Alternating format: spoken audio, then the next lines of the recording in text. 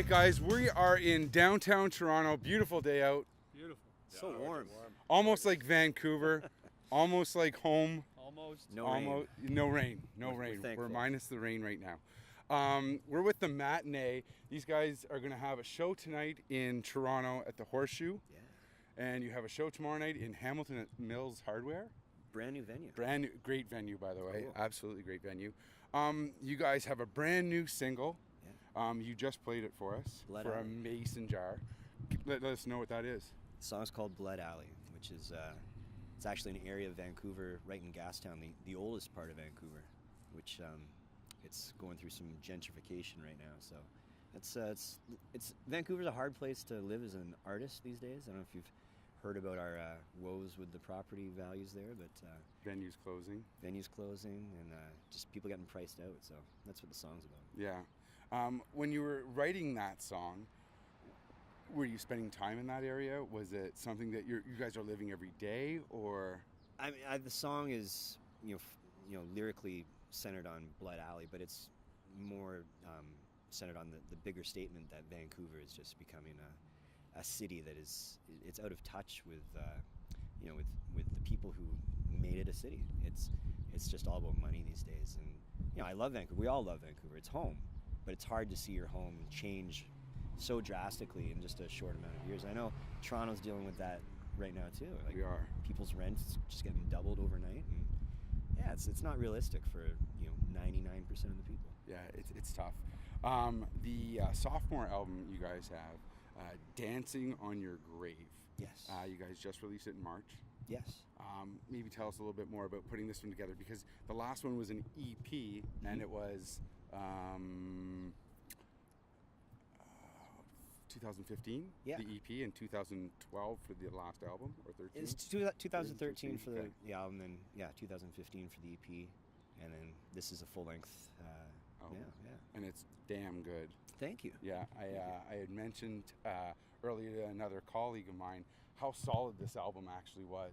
I haven't been familiar, but when I got turned on to it, it was like, okay, this thing's just been going in the CD player, or on my MP3 player, I should say. So we don't do Whatever the the CDs kids as do much these anymore. days. We got vinyl.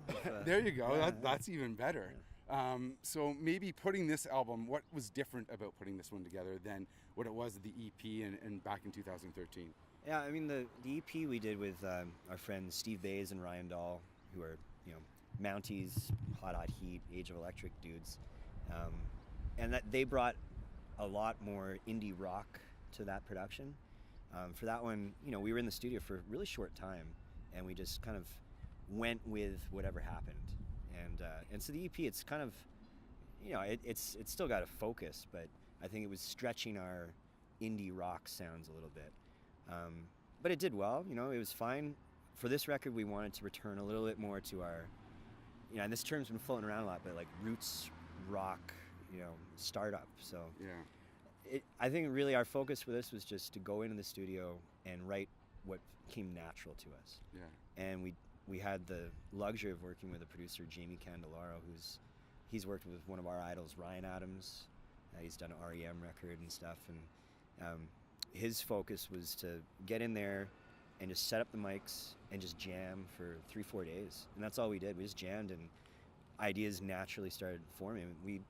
We came out of there with like over 40 songs, and then focused on what did we focus on? Like 15 of them, and 12 made the record, I guess. So yeah. Well, it is a great album. Thanks. We're really excited to catch the live show. You guys have been working it hard for that amount of time. It's not easy, This the is our Canadian music industry is just one of those things that we have guests walk through all the time on interviews. It's They will be at the fantastic. show tonight. Yeah, Actually, we're gonna. they're invite rushing to get there in line right now. Maybe let's talk about social media just a little bit, because as a newer band, social media is free, right? Yeah. Getting it out there to your fans, things like that. How do you guys engage in social media? It's weird because actually 2017, it's 10 years as a band for us. When we started, there was no social media, so we've had It was MySpace. Totally. MySpace. Don't date ourselves, please. Yeah, Man. it's not that long No, ago, I know, though, right? yeah. It's crazy. Yeah. The landscape's changed. I think I mean, social media is it's imperative. If you're not engaging with people and you're not providing new content on a regular basis, it's just kind of the world we live in now, where people want more, they want it right away. It's almost disposable content. People just want stuff. So, we try to be pretty active. We try to be pretty good with putting out regular content and engaging with people and stuff. So it's been good to see our numbers grow now with the new record, and we're hearing from people in different parts of the world, even giving feedback on the record. So in that sense, it's great. It makes it a really small world to hear that the music's getting out there everywhere.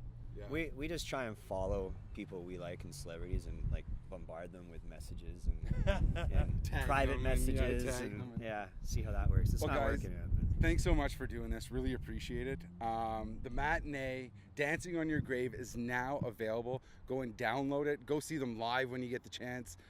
Thanks, guys, for doing this. Appreciate it. Thank you. All right.